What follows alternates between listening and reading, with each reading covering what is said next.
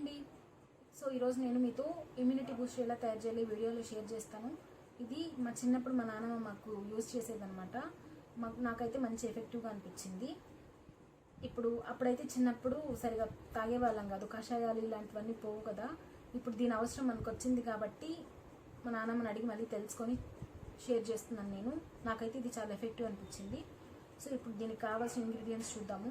అన్నీ చాలా simple ingredients, మన కిచెన్లో ఉండేటివి, అన్నీ బేసిక్కే. సో ఇది వచ్చేసి జింజర్ జ్యూస్.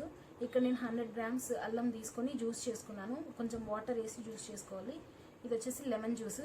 నేను 4 లెమన్స్ తీసుకున్నాను. 4 లెమన్స్ తీసుకొని జ్యూస్ చేసుకున్నా. పసుపు, ఇది కొంచెం మంచి పసుపు తీసుకోవాలి, అప్పుడే మంచి రిజల్ట్ ఉంటుంది. ఇది వచ్చేసి పెప్పర్ పౌడర్ అనమాట. నార్మల్ బ్లాక్ పెప్పర్ ఉంటుంది కదా, దాన్ని పౌడర్ చేసుకున్నాను. అది తర్వాత ఇది వచ్చేసి వామాకు. ఈ వామాకు ఉంటుంది కదా, దాన్ని జ్యూస్ చేసుకోవాలన్నమాట. జ్యూస్ అంటే మిక్సీలో వేసి చేయకూడదు. ఇది ఎలా చేయాలో చూపిస్తాను నేను. ఇదైతే నేను ప్యూర్ వామాకు జ్యూస్ తీసుకున్నాను. ఇక్కడ హనీ, అంతే, ఇవే ఇంగ్రీడియంట్స్. ఇప్పుడు ఎలా తయారు చేయాలో చూపిస్తాను. సో ఇప్పుడు ఇది వామాకు జ్యూస్ అని చెప్పాను కదా, అది ఇలాంటి ఒక స్ట్రైనర్ తీసుకోండి. స్ట్రైనర్ తీసుకొని మంచిగా మ్యాష్ చేసేస్తే, బాగా మ్యాష్ చేస్తే మనకు జ్యూస్ వస్తుంది. ఈ ఆకులో మనకు చాలా వాటర్ కంటెంట్ ఉంటుంది. ఆ జ్యూసే ఇట్లా తీసిన ఎక్స్ట్రాక్ట్ చేసిన జ్యూస్ అనమాట. ఇది ఇట్లా బాగా మ్యాష్ చేస్తే మనకు జ్యూస్ వస్తుంది అనమాట. ఇది బ్లెండర్లో వేసి తీస్తే అంటే దీనిలో ఉన్న ఆ విటమిన్స్ న్యూట్రియంట్స్ అంతా పోతాయని నా ఫీలింగ్ అనమాట. సో అందుకని నేనైతే ఇలా చేసుకుంటాను. ఇట్లా కొంచెం చూసారా, ఈ వాటర్ వచ్చింది. ఇది మనకు ప్యూర్ అనమాట. ఇది ఎక్కువ కూడా అవసరం లేదు. సో చాలా స్ట్రాంగ్ ఫ్లేవర్ ఉంటుంది, కానీ టేస్ట్ ఏం అంత బాగానే ఉంటుంది. దీనికి అంత టేస్ట్ ఏమి ఉండదు. సో ఇలా చేసుకోవాలి. ఇలా చేస్తే ఈ జ్యూస్ వచ్చింది కదా, ఇదే వామాకు జ్యూస్ అనమాట.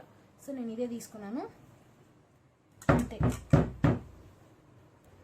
సో ఇప్పుడు ప్రాసెస్ చూద్దాము. ఇది నేను జింజర్ జ్యూస్ చేసి పెట్టుకున్నాను కదా, ఇది వేసేస్తున్నాను.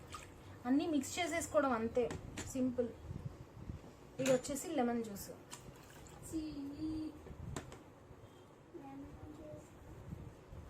ఇది వామాకు జ్యూస్ ఉంటుంది కదా, అది వేసేస్తున్నాను. తర్వాత